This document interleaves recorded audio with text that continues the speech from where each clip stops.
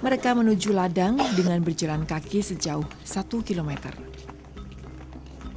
Masyarakat Baduy memiliki ketergantungan tinggi pada alam. Meski begitu, mereka mengelola alam dengan cara yang arif.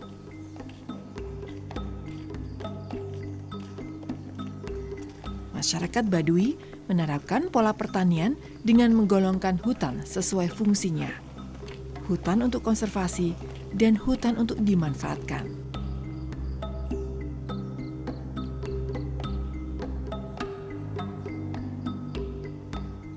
Sistem bercocok tanam yang diterapkan pun menggunakan cara pertanian ladang berpindah. Masa awal pembukaan ladang baru biasanya berlangsung bulan Juli setiap tahun.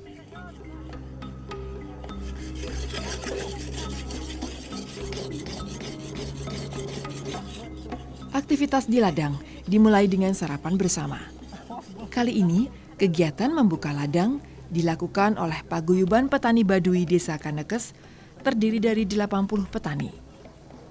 Kegiatan membuka ladang dan bercocok tanam, istilah mereka menyacar.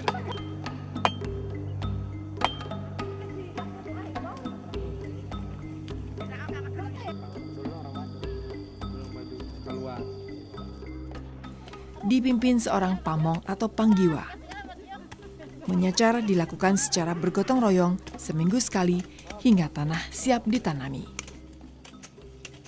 Mayoritas masyarakat kami di Desa Kanekes itu tani.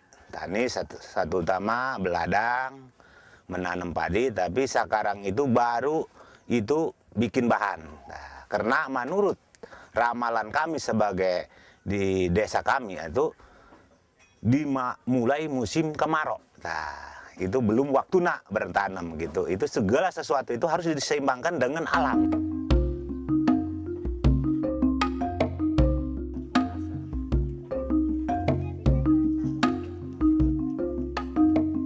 Selain berladang, sebagian masyarakat Baduy membuat gula aren untuk memenuhi kebutuhan hidup sehari-hari.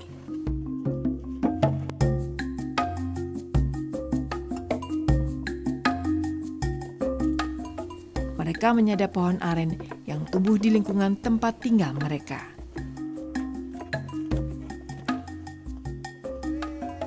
Proses penyadapan berlangsung 2 kali setiap pagi dan sore. 1 pohon aren menghasilkan sekitar 1 lodong atau setara 3 liter sari aren.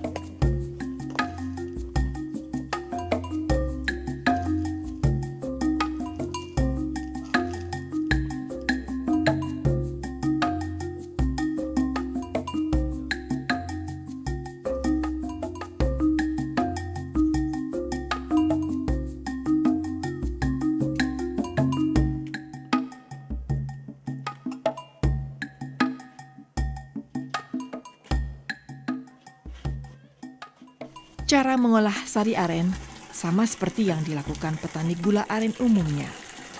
Sari aren dimasak selama 5 jam hingga mengental.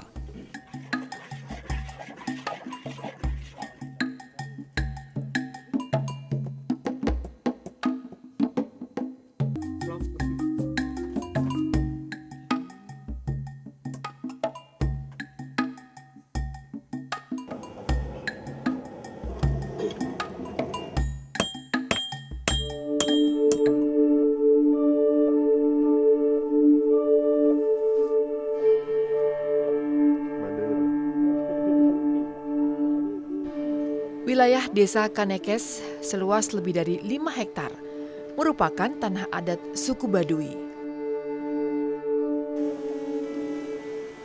Wilayah seluas itu terbagi menjadi 2 wilayah. Masing-masing didiami suku Baduy luar dan suku Baduy dalam.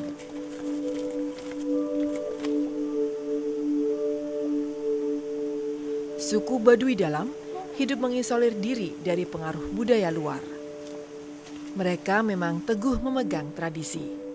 Bahkan siapapun tak diperkenankan mengabadikan lingkungan tempat tinggal mereka.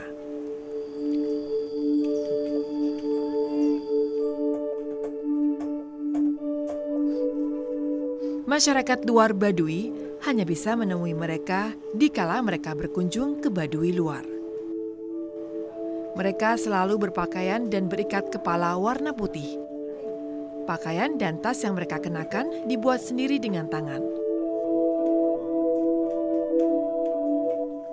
Kemana-mana mereka pergi dengan berjalan kaki dan tanpa menggunakan alas kaki. Mereka tidak boleh menggunakan sarana dari luar. Mereka juga tak mengenal uang. Jika ketentuan adat ini dilanggar, mereka percaya akan terkena pamali atau kualat. Sebagai contoh, Baduy dalam dan luar itu dinas sejarah. Sejarah itu, mohon maaf ya, itu sejarah alam, sejarah buana itu ada sebagai satu contoh. Aya bumi soci lemah selaka, anu kahiji negara anu sampurna, itu di atas. Turuna kadunya itu bumi soci lemah selaka adalah wiwitan Baduy. Tak sebagai Baduy dalam itu tidak boleh mawa sebagai alat elektronik, antar sebagai foto, rekaman, alat-alat sesuai modern. Itu sebagai namanya itu bertapa, tapa saistakuna. Tapa sebagai itu mengimbangkan alam dan dunia modern.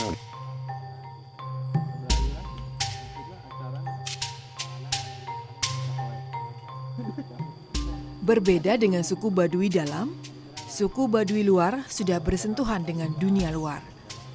Meski bentuknya hubungan secara ekonomi.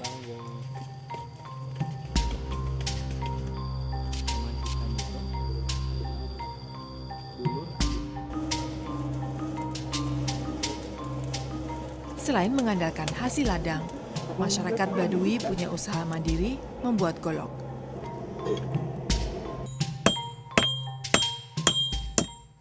Bahan utama pembuatan golok berupa besi per didatangkan dari luar desa Kanekes. Keahlian membuat golok pun mereka pelajari dari orang-orang di luar masyarakat Baduy. Hubungan secara ekonomi ini membuat masyarakat Baduy luar mengalami kemajuan. Hasil kerajinan golok mereka bawa keluar wilayah, dijual untuk masyarakat luar seharga Rp70.000 hingga Rp500.000.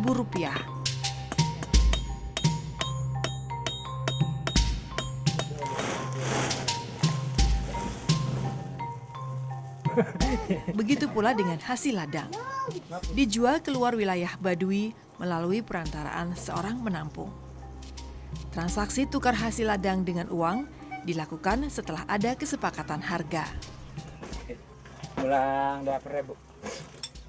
Jadi masyarakat kami itu di tiap kampung itu ada dagang kecil-kecilan, buka toko warungan, itu kan satu contoh gazebo kan di Kaduk Jangkung, Kaduk Ketuk, itu setiap kampung ada, mencukupi kebutuhan masyarakat anu sebagai sekitar kampung itu kan. Jadi tidak ada kekurangan menurut saya gitu, dinas soal perdagangan antara barang masuk di pasar.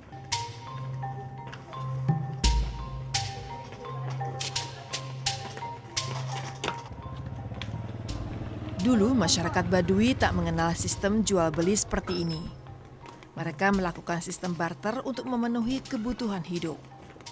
Namun seiring dengan kuatnya pengaruh budaya dari dunia luar, masyarakat Baduy mulai mengenal sistem tukar-menukar yang lebih modern.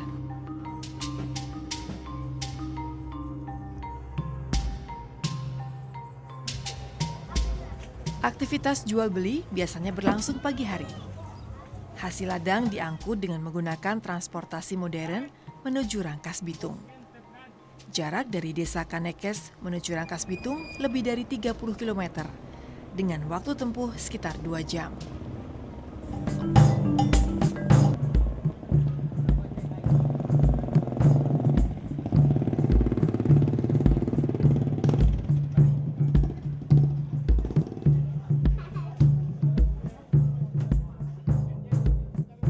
Di pasar Rangkas Bitung inilah, pisang, sayur mayur, dan hasil ladang lainnya dari masyarakat Baduy dijual kembali oleh para pedagang di pasar untuk dikonsumsi masyarakat umum. Sebagian ada yang dikirim ke kota-kota besar untuk memenuhi kebutuhan masyarakat kota.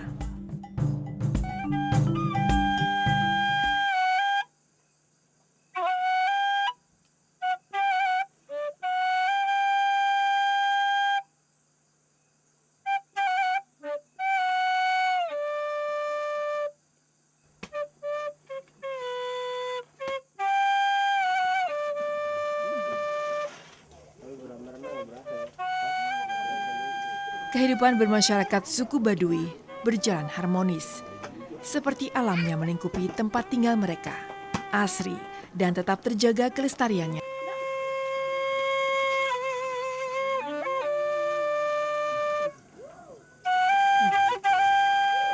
Menurut kepercayaan mereka, suku Baduy merupakan keturunan Batara Cikal, salah satu dari 7 dewa atau Batara yang diutus ke bumi.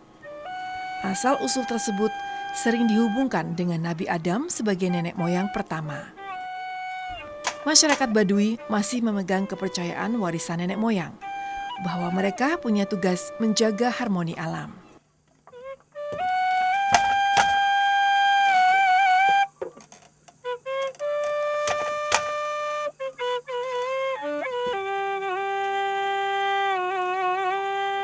Kecintaan pada alam mereka tunjukkan dengan menjaga alam dari kerusakan. Bahkan mereka memiliki area hutan lindung yang berfungsi sebagai areal resapan air. Pepohonan di areal hutan lindung tidak boleh ditebang untuk tujuan apapun. Mereka memang hidup berdampingan dengan alam. Rumah-rumah adat mereka pun dibangun di atas batu yang berasal dari alam. Mereka percaya dengan memahami dan mengerti alam, niscaya bangunan rumah pun menjadi kuat. Memang kami sebagai masyarakat adat itu memang betul masalah listrik.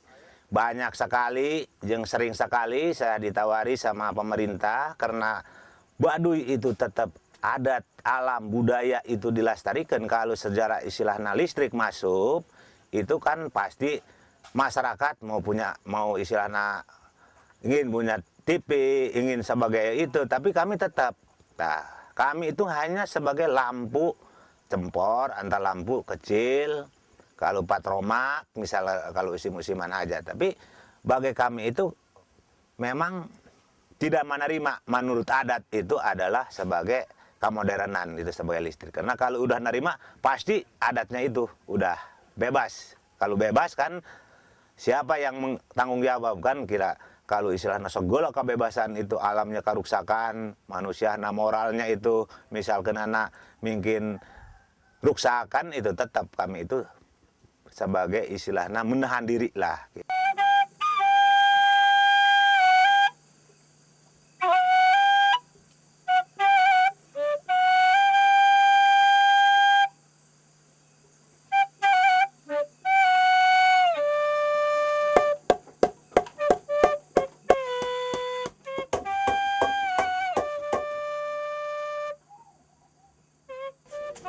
Kehidupan harmonis dalam bermasyarakat tercermin pula saat membangun rumah tinggal. Misalnya saja masyarakat yang berada di kampung Balimbing, Desa Kanekes. Mereka sedang membangun kembali rumah tinggal yang telah terbakar hangus beberapa waktu lalu.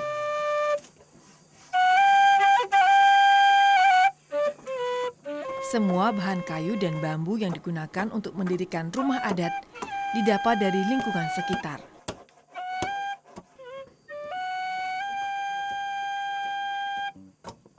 Pembuatan rumah adat hanya menggunakan golok sebagai alat pemotong.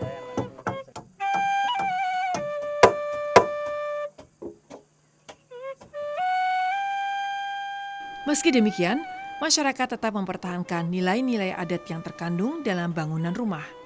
Rumah adat mereka tidak berlistrik.